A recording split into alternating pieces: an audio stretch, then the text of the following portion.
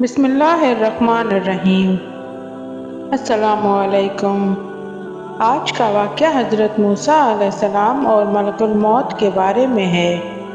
آپ سے گزارش ہے کہ پورا واقعہ جاننے سے پہلے ہمارے چینل دلکش یونیک اسٹوری کو سبسکرائب اور ہماری ویڈیو کو لائک کر دیجیے تاکہ ہماری حوصلہ افزائی ہو سکے۔ پیارے دوستو، جب ملک الموت حضرت موسیٰ علیہ السلام کے پاس آئے تو حضرت موسیٰ نے پوچھا، اے ملک الموت، تم میری زیارت کو آیا ہے یا میری روح قبض کرنے؟ تو ملک الموت بولے، روح قبض کرنے آیا ہوں۔ حضرت موسیٰ علیہ السلام نے فرمایا، تو کس راہ سے میری روح قبض کرے گا؟ ملک الموت بولے، تمہارے منہ سے۔ حضرت موسیٰ علیہ السلام نے کہا، تجھ کو معلوم ہونا چاہیے کہ میں نے منہ سے خدا سے تکلم کیا ہے۔ انہوں نے کہا کہ میں آنکھ سے نکالوں گا۔ تو حضرت موسیٰ علیہ السلام کہنے لگے کہ آنکھ سے میں نے خدا کا نور دیکھا ہے۔ ملک الموت نے کہا، اچھا، ہم پیر کی راہ سے نکالیں گے۔ حضرت موسیٰ نے کہا، میں پیر سے چل کر کوہ طور پر گیا۔ پھر ملک الموت نے کہا، میں خدا کے حکم سے تیری روح قبض کروں گا۔ بس حضرت موسیٰ علیہ السلام بہت غصے میں آ گئے اور کہا، اے اسرائیل، کتنے کلام میں نے خدا سے بالواسطہ کیے، کوئی بیچ میں واسطہ نہ تھا۔ بس آپس کی عزت کی قسم ہے، جلدی سے جان دینا پسند نہ کروں گا۔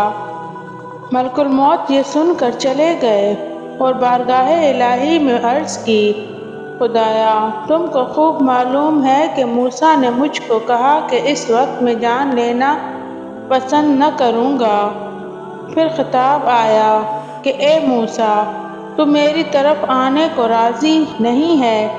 وہ فوراً بول اٹھے، اے میرے پروردگار، میں تیرے پاس آنے کو راضی ہوں، بس ایک بار تیرے دیدار کی تمنا رکھتا ہوں کہ میں کوہ طور پہ جا کر شکر کروں اور وہیں تیرا کلام سنوں۔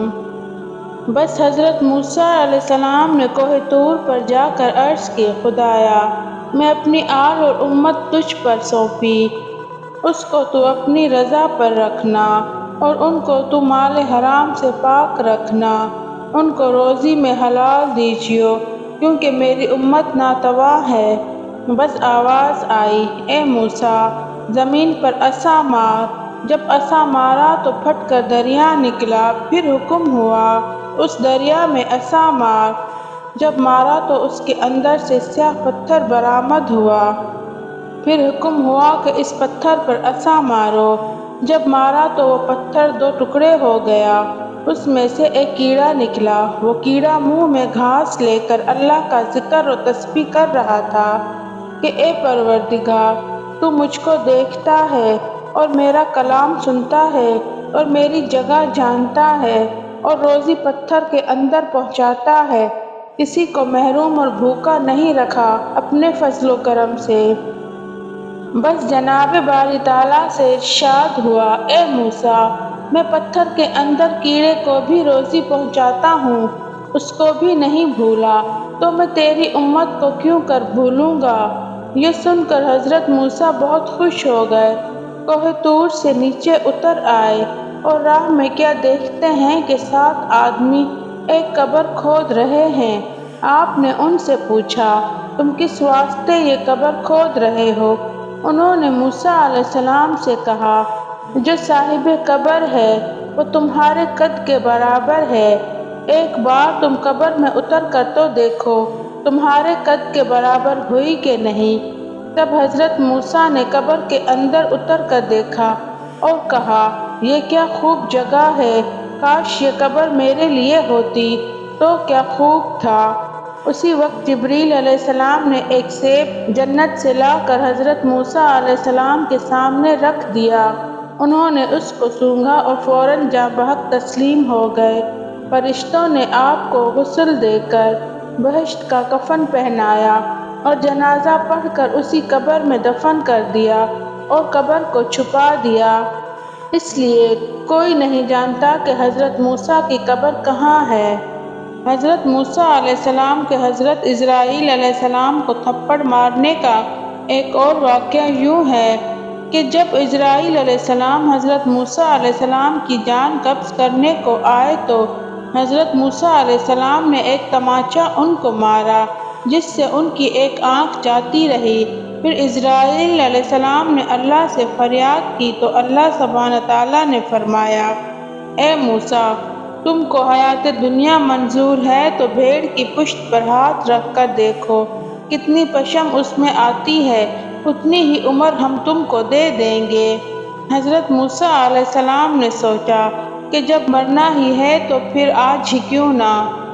حضرت اسرائیل علیہ السلام نے ان کی جان قبض کی، تب حضرت موسیٰ کی عمر 150 برس ہوئی تھی۔ حضرت موسیٰ علیہ السلام رضاعت کی عمر تک اپنی والدہ کے پاس ہی پرورش پاتے رہے۔ پھر جب آپ کا دودھ چھڑوایا گیا تو والدہ نے آپ علیہ السلام کو واپس فرعون کی بیوی حضرت آسیہ کے حوالے کر دیا۔ ایک روز کا ذکر ہے کہ آسیہ اور فرعون اپنے محل میں بیٹھے تھے کہ آسیہ نے حضرت موسیٰ علیہ السلام کو اٹھا کر فرعون کی گود میں بٹھا دیا۔ حضرت موسیٰ علیہ السلام نے فرعون کی گود میں بیٹھتے ہی اس کی داڑھی پکڑ لی اور اس کے منہ پر تماچا رسید کر دیا۔ بعض روایات میں ہے کہ ان کے ہاتھ میں ایک چھری تھی جس سے وہ کھیل رہے تھے، وہ فرعون کے سر پہ دے ماری۔ وہ قاہروں کے بچہ پیدا ہونے کی پیشن گوئی پر پہلے ہی بڑا فکر مند تھا، کہنے لگا، یہی وہ بچہ ہے، اور اس نے بچے کے قتل کا حکم دے دیا۔ حضرت آسیہ یہ دیکھ کر بہت پریشان ہو گئیں اور بولی، یہ معصوم بچہ ہے، اسے کسی چیز کی عقل نہیں ہے، اس نے ایسا نادانی میں کیا ہے۔ بادشاہ سخت غصے میں تھا، اسے اس بچے سے خوف آنے لگا تھا، بولا، میں اسے قتل کر کے رہوں گا۔ آسیہ نے کہا، آپ ذرا توقف کریں، اس کا امتحان لے لیتے ہیں، ابھی معلوم ہو جائے گا کہ اس نے یہ حرکت نادانی میں کی ہے یا جان بوجھ کے۔ یہ کہہ کر انہوں نے 2 طشت منگوائے، ایک میں دہکتے انگارے اور دوسرے میں سرخ یاقوت تھے۔ پھر فرعون سے بولی، دیکھیں اگر اس بچے میں عقل ہوگی تو یاقوت اٹھائے گا ورنہ انگاروں کی طرف ہاتھ بڑھائے گا۔ دونوں طشت حضرت موسیٰ علیہ السلام کے سامنے رکھے گئے۔ آپ علیہ السلام نے یاقوت کی جانب ہاتھ بڑھائے، لیکن حضرت جبریل علیہ السلام نے فوراً ان کے ہاتھ کو انگاروں کی طرف بڑھا دیا۔ آپ علیہ السلام نے ایک انگارہ اٹھا کر منہ میں رکھ لیا جس سے زبان جل گئی اور آپ علیہ السلام رونے لگے۔ فرعون نے جب یہ دیکھا تو خاموش ہو گیا اور اپنا فیصلہ تبدیل کر دیا۔ زبان کے جل جانے کی وجہ سے حضرت موسیٰ علیہ السلام کی زبان میں لکنت پیدا ہو گئی تھی۔ قرآن پاک میں ارشاد ہے، اور جب موسیٰ جوانی پر پہنچے اور بھرپور جوان ہو گئے تو ہم نے ان کو حکمت اور علم عنایت کیا، اور ہم نیکوکاروں کو ایسا ہی بدلہ دیا کرتے ہیں۔ حضرت موسیٰ علیہ السلام شاہی محل میں آسیہ کی زیر نگرانی پرورش پاتے ہوئے جوان ہو گئے۔ آپ علیہ السلام نہایت خوبصورت، طاقتور، سمجھدار اور دانا انسان تھے اور مصر میں فرعون کے لےپالک بیٹے کے طور پر مشہور تھے، اس لیے ان کا رعب اور دبدبہ بھی بہت تھا۔ حضرت موسیٰ علیہ السلام کو اس بات کا علم تھا کہ وہ فرعون قبطی نہیں بلکہ اسرائیلی ہیں، لہٰذا جب فرعون اور اس کے حواریوں اور سپاہیوں کی جانب سے اسرائیلیوں پر ظلم ڈھائے جاتے تھے تو آپ علیہ السلام کو بے حد دکھ ہوتا تھا، اکثر اس ظلم کے خلاف آواز بھی بلند کرتے اور بے قصور اسرائیلیوں کی مدد بھی کرتے۔ ایک دن حضرت موسیٰ محل سے نکل کر شہر کا گشت کر رہے تھے۔ آپ علیہ السلام نے دیکھا کہ ایک قبطی ایک اسرائیلی کو بری طرح زد و کوب کر رہا ہے۔ یہ منظر دیکھ کر آپ علیہ السلام رک گئے۔ اسرائیلی نے جب آپ علیہ السلام کو دیکھا تو مدد کے لیے پکار اٹھا۔ حضرت موسیٰ دونوں کے قریب گئے اور کپتی کو روکنے کی کوشش کی، لیکن وہ ظلم سے باز نہ آیا۔ آپ علیہ السلام کا دیر تک اسرائیلی کو چھڑوانے کی کوشش کرتے رہے، لیکن کپتی کسی طور اسے چھوڑنے کے لیے تیار نہ تھا۔ آخر کار آپ علیہ السلام سے ضبط نہ ہو سکا اور اسے مکہ رسید کر دیا، جس سے وہ مر گیا، حالانکہ آپ علیہ السلام کی نیت اسے مارنے کی نہ تھی۔ کپتی کے قتل کی خبر فرعون سمیت پورے مصر میں پھیل چکی تھی، لیکن قاتل کا پتہ نہ تھا اور سپاہی قاتل کی تلاش میں سرگرداں تھے۔ دوسرے دن حضرت موسیٰ علیہ السلام پھر گشت پہ نکلے۔ خیال تھا کہ کپتی کے قتل کے رد عمل کا اندازہ ہو سکے۔ ابھی کچھ ہی دور گئے تھے کہ دیکھا وہی اسرائیلی کسی دوسرے کپتی سے جھگڑا کر رہا تھا۔ اس نے جب حضرت موسیٰ کو دیکھا تو پھر مدد کے لیے پکارا۔ آپ علیہ السلام نے فرمایا، بے شک تو ہی گمراہ شخص ہے، اور پھر کپتی کو چھڑوانے کے لیے آگے بڑھے۔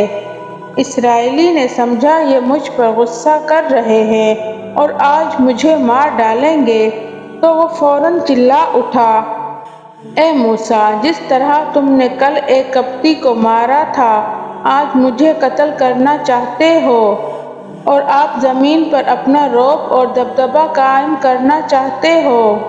کپتی نے جب یہ سنا تو فوراً فرعون کو خبر کی، اور فرعون نے حضرت موسیٰ علیہ السلام کی گرفتاری کا حکم دے دیا۔